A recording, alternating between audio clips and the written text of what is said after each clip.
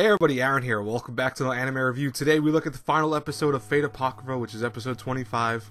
And boy oh boy, what a great way to ring in New Year. By the way, Happy New Year's, guys and girls. I apologize by the way the screen's flickering. I think it's just the lighting outside is kind of messing my room up, so unfortunately I really can't do anything about that, but hopefully you guys don't mind too much.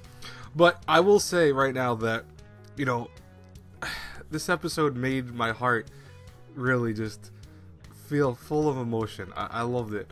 You know, every single beat of it was exactly what I would want from an end story, and I think Shakespeare says it best, that the series has a conclusion, like this is the end, and there's an ending to it, like at least, you know, of Fate Apocrypha, I mean.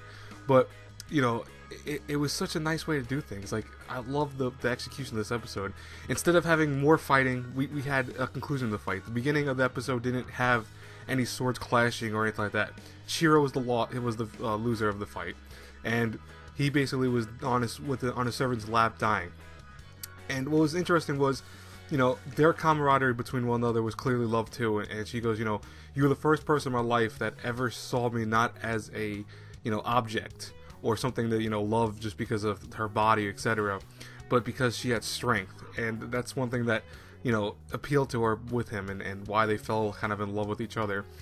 And, you know, as Shiro passed away, she passed away as well, and it was really grandiose how, you know, you see him lying on the bench for a second, but the whole garden is collapsing, so, you know, it just explodes. Like, that was out of nowhere. That almost made me, like, shake first. I was like, oh shit, you know, I was surprised by that. But, you know, then we have a little flash forward again, and we see, you know, both Shiro, not Shiro, Sieg and, you know, his Ryder together inside the Greater Grail. And which I was very interested. That was interesting how they made it look. It was like a nice, you know, field full of flowers. I want to say it was kind of interesting that they used that type of world. Because if you guys know the Fate series, I want to say the world of the Grail sometimes can be kind of disturbing. You know, there's a lot of different alliterations of it. We've had, you know, I want to say places where it's going through your mind and your past memories, etc., and various other things. But what was interesting was that apparently Shiro's wish was still active, even though he had perished. You know, his wish as being the one who sought and got the Grail before anyone else, his wish was activated, and thus immortality was going to go to the world. Now, you know, of course he couldn't let that happen, so he made a kind of wish for himself, and his wish was to become a dragon that would be powerful enough to take the Grail to a place where immortality was not necessary, that there was nothing to give immortality. And, you know, I was very surprised by that, because you almost think that would be a bad ending for this, because it's like, oh, so he's a dragon now, he's going to be forever by himself. You know, we see Ruler not being Ruler anymore, but I can never pronounce the name, so I'm just going to say I think it's Lucretia. You know, you see her in that form, and you realize the Ruler is just basically a spirit that goes and attaches to her, and it's not really just her per se. But, you know, the whole fact of how you see her crying and seeing Sieg, you know, go away, knowing that he's going to be destined to a place that is by himself for so much time, it's really heartbreaking in its own right if you really think about it. But luckily, you know, after everything else happens, we do finally see that Ruler, at least, you know, the personify of her, was actually able to go and meet Sieg and transform back to human. I don't want to say homunculus, because at that point I think he's more human than I think a lot of people in the show, and is actually able to, you know, be with him. And she even confesses how much she's in love with him. She goes, I'm in love with you. I was like, oh god, that's the perfect way to end this. Like, legit, I was so happy. That confession made this whole thing even better. I swear, this episode was amazing. You know, it could have ended on a big battle. It could have ended on, because I know a lot of the Fate series ends on these grandiose scenes. Like, you have these things of like, oh my god, this giant war coming out, or some horrible magic thing happening. No, this ended on a very nice note. I really did love it. But let's talk about the whole series now, because obviously the show is done, and I will say that Fate Apocrypha really blew me away. You know, it wasn't perfect at times. I definitely think that there were times where it kind of borderline did too much of one thing and too little of another. So there were times where, especially the first core, we had a lot of talking, and that's something that usually most people who love Fate know that to kind of expect. You know, I don't have really a big issue with that, because I love narrative and stories, but there was a lot of times they were talking a lot, and then they would switch to action for a little while, and it'd be action for like 4 or 5 episodes in a row. And that was cool. I mean, I didn't hate that. I just think that that was definitely a turn off for some people because, you know, having one episode and then having another like 4 being between one type of I want to say focus, like you having action focus for like 4 episodes and then story narrative 4 episodes.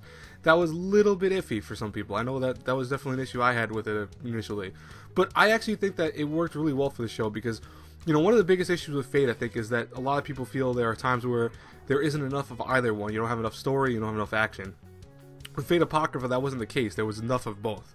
Animation-wise, I think A1 Pictures did a phenomenal job with this. You know, they really had some moments where I was blown away, especially with episodes 22 and even 20, I think it was 23 or 24, where the animation was, you know, clearly not done by the same team that was doing it, but it was actually pretty cool. It really had a nice look to it. It was a little sloppy at one point. It was because I saw that there was characters who didn't even have any really facial features, but they were going so fast that no one would notice that.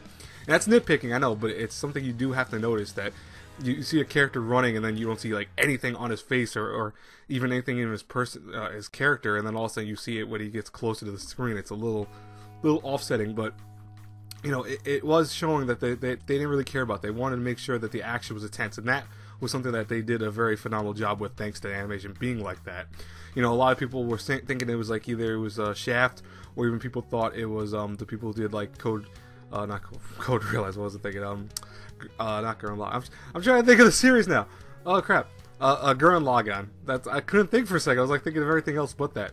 But, you know, people were thinking that that was the same ones who were doing that, and it was like, no, you know, it was actually apparently a Trigger was one of the things that people thought it was too, and no, it was actually Trigger had one person come on to it, and then I think the rest were newer animators and stuff like that. So I mean, it was a good idea. It was definitely a shift in the animation, but I think it worked out really well. Other than that, Fate Apocrypha was definitely one hell of a ride. I enjoyed the hell out of this show. And, you know, given that even with its moments of a little bit weakness here and there storytelling wise, and, you know, I think a few times animation was a little bit okay with it, I will say if I had to review Fate Apocrypha between A through F, I'm going to give it a solid B+. I really think it deserves that. I think that the show was enjoyable. You know, is it my favorite Fate series? No, I still think Fate Zero is still probably my favorite, because Fate Zero is like an A, I think an A or A- with me. You know, this was very close. I'll tell you right now. I'll tell you guys and girls right now.